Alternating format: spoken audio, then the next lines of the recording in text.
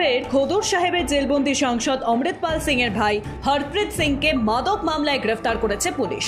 তাকে 14 দিনের জেল হেফাজতে পাঠিয়েছে আদালত। অভিযোগ, সাংসদের ভাই মাদক বহন করছিলেন।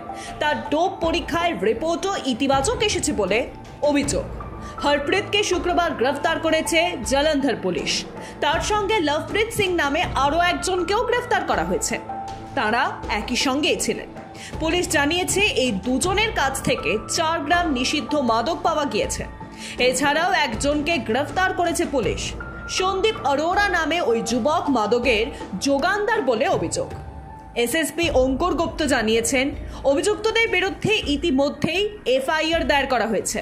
আসানসোলের উত্তর থানার ব্লু ফ্যাক্টরি সংলগ্ন এলাকায় ঘুরতে দেখা যায় 2 যুবক যুবতীকে এবং তারপরই ছেলে ধরা সন্দেহে গুজব রটিয়ে যায়।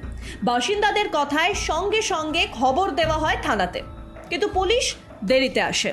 পুলিশ দেরিতে আসায় আমজনতা নিজের হাতে আইন তুলে নিয়ে মারধর করেন পুলিশকে। ভাঙচুর করা হয় পুলিশের 5টি গাড়িতে। শুধুমাত্র তাই নয়, ইট ছোড়া হয় তাদের উপর, যার জেরে আহত এক সিভিক ভলেন্টিয়ার সহ কয়েকজন পুলিশ কর্মী। যদিও এই সবের জেরে খোঁজ পাওয়া যায়নি সেই যুবক যুবতীকে। পুলিশের ওপর হামলার ঘটনায় 3 জনকেই আটক করেছে আসানসোলের উত্তর থানার পুলিশ।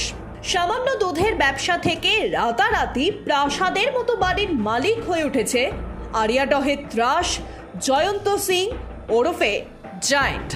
এককালে যার জায়গা ভাড়া নিয়ে টালির চালের বাড়িতে থাকতেন, তারাই পুকুরের একাংশ দখল করে অট্টালিকা তৈরি করেছেন জয়ন্ত। অভিযোগ তুললেন আরিয়াডহর বাসিন্দা তপন বিশ্বাস। গ্রেফতারির 8 দিন পরেও সমান ঔদ্ধত্য জয়ন্ত সিংয়ের। জয়ন্তকে সঙ্গে নিয়ে আরিয়াডহর তালতলা স্পোর্টিং ক্লাবে পুলিশ আসে। চ্যাংদোলা করে ক্লাব ঘরের মধ্যে তালিবানি অত্যাচারের পুনর্নির্মাণ করা হয়। ঘটনা পুনর্নির্মাণের পর জয়ন্তকে নিয়ে বেরিয়ে যায় পুলিশ। ক্লাব থেকে বেরোনোর সময় সাংবাদিকদের প্রশ্নের উত্তরে ধাক্কা লাগে জয়ন্তর। এই ক্লাবের মধ্যেই জয়ন্তর সাগরেদদের বিরুদ্ধে মারধরের অভিযোগ ওঠে। ক্লাবের মধ্যে থাকা একটি লোহার রড ইতিমধ্যেই বাজেয়াপ্ত করেছে পুলিশ। জয়ন্তকে নিয়ে বেরিয়ে আসার পর ক্লাব সিল করে দেয় পুলিশ। দিল্লিতে অপরাধমূলক ঘটনা যেন বেড়েই চলেছে। এবার রাজধানীতে খুন হলো 16 বছরের এক যুবক। বৃহস্পতিবার রাতে গুলি করে খুন করা হলো তাকে। ঘটনাটি ঘটে রাত 9টা নাগাদ। উত্তর পূর্ব দিল্লির ডিসিপি জয়তীরকে তিনি জানিয়েছেন, ওই তরুণের বয়স ছিল 16 বছর। অভিযোগকারী তার ভাইও নাবালক। তারা সবাই কবিরনগরে থাকেন এবং জাফরাবাদে কাপড় কিনতে আসেন। তারা যখন ফিরে যাচ্ছিল তখন কয়েকজন পরিচিত লোক একটি স্কুটিতে আসে এবং তাদেরকে সঙ্গে আসতে বলে। তারা যাতে অস্বীকার করে অভিযুক্তরা তাদের মধ্যে একজনকে লক্ষ্য করে গুলি পর্যন্ত চালায়। ছেলেটিকে হাসপাতালে নিয়ে যাওয়া হলে তাকে মৃত বলে ঘোষণা করা হয়। ডিসিপি তিনি আরও জানিয়েছেন, 16 বছর বয়সী ওই তরুণ তার বড় ভাইয়ের সঙ্গে কিছু কাপড় কিনতে এসেছিল। সেও একজন নাবালক। তদন্তে জানা গিয়েছে 2টি স্কুটিতে 3 থেকে 4 জন ছেলে এসেছিল। তারা একে অপরকে চিনত। দোকান থেকে বের হওয়ার সঙ্গে সঙ্গে তারা 2 ভাইকে কোথাও নিয়ে যেতে চাইলেও তারা যেতে চায়নি এবং এই নিয়েই তাদের মধ্যে কথা কাটাকাটি হয়। ছেলেদের মধ্যে একজন গুলি চালায় এবং গুলিটি তার পিঠে লাগে। হাসপাতালে নিয়ে যাওয়া হলে তরুণের মৃত্যু পর্যন্ত হয়।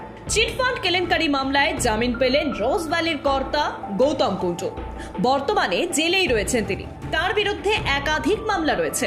শুক্রবার তার মধ্যেই একটি মামলা থেকে অব্যাহতি দেওয়া হয়েছে তাকে।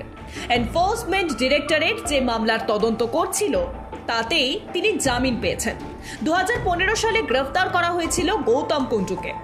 এদিন বিশেষ ইডি আদালত তার জামিন মঞ্জুর করেছে। এই নিয়ে রোজভ্যালির দ্বিতীয় মামলায় জামিন পেলেন গৌতম কুণ্ডু। এর আগেও একটি মামলায় তিনি জামিন পেয়েছিলেন, তবে এখনই জেল থেকে মুক্তি পাচ্ছেন না গৌতম কুণ্ডু। তার আইনজীবী বিপ্লব গোস্বামী তিনি জানান, দীর্ঘদিন ধরে মামলা চলা সত্ত্বেও ইডি কোনো চার্জ গঠন করেনি। এদিন আদালতে এই কথাই তিনি বলেন। তাদের যুক্তিতে মান্যতা দিয়েছে বিচারক। গৌতম কুণ্ডু গ্রেফতার হওয়ার পর থেকেই রোজ ভ্যালি গোষ্ঠীর যত সম্পত্তি রয়েছে তার তালিকা তৈরি শুরু করে দেয় তদন্তকারী সংস্থা ইডি। তার মধ্যে ছিল রোজভ্যালির কর্ণধার গৌতম কুণ্ডুর বাড়ি, অফিস ও তার গচ্ছিত টাকার হিসেব পর্যন্ত। বেশ কয়েকটি বাড়ি খালি করারও নির্দেশ দেওয়া হয়েছিল আগেই। কিছুদিন আগে রোজভ্যালি গোষ্ঠীর 26 কোটি লক্ষ টাকার স্থাবর অস্থাবর সম্পত্তি বাজেয়াপ্ত করে এটি। এর আগে সিবিআই এর একটি মামলা থেকে জামিন পেয়েছিলেন গৌতম কুণ্ডু। চতুর্থ শ্রেণীর ছাত্রীকে যৌন হেনস্থা, যা ঘিরে ধুন্ধুমার পরিস্থিতি বর্ধমানের খণ্ডঘোষ এলাকায়। অভিযুক্ত শিক্ষককে ঘিরে বিক্ষোভ দেখানোর পাশাপাশি পুলিশের উপরেও হামলার অভিযোগ উঠল গ্রামবাসীদের বিরুদ্ধেই। এই ঘটনায় 10 জন গ্রামবাসীকে ইতিমধ্যেই গ্রেফতার করা হয়েছে। পাশাপাশি স্কুলের প্রধান শিক্ষকের অভিযোগের ভিত্তিতে অভিযুক্ত শিক্ষককেও গ্রেফতার করে শুক্রবার আদালতে পেশ করা হয়েছিল। তবে গোটা ঘটনা ঘিরে একেবারে বিশৃঙ্খল পরিস্থিতি তৈরি হয় আমরাল গ্রামে। পুলিশের গাড়ি ভাঙচুর করা হয়, ইট ছোড়াছুড়ির মতো অশান্তিও ঘটে। খণ্ডঘোষ থানা এলাকার আমরাল গ্রামের আমরাল প্রাথমিক বিদ্যালয়ের ঘটনা। অভিযোগ, স্কুলের শিক্ষক মহাদেব কুণ্ডু গত কয়েকদিন ধরে চতুর্থ শ্রেণীর এক ছাত্রীকে যৌন হেনস্থা করেন। ছাত্রী বাড়ি গিয়ে সে কথা অভিভাবকদের জানায়। বৃহস্পতিবার গ্রামের প্রতিবেশীদের জড়ো করে স্কুলে পৌঁছে যান অভিভাবকরা। অভিযুক্ত শিক্ষককে স্কুলের ভিতর থেকে বাইরে বের করে এনে মারধর করা হয় বলে অভিযোগ। এই খবর পেয়ে ঘটনাস্থলে পৌঁছয় খণ্ডঘোষ থানার পুলিশ। প্রহৃত শিক্ষককে উদ্ধার করেও গ্রামবাসীরা তাকে পুলিশের হাত থেকে ছিনিয়ে নিয়ে ফের একবার মারধর করতে থাকে। সেই সঙ্গে আক্রান্ত হন পুলিশও।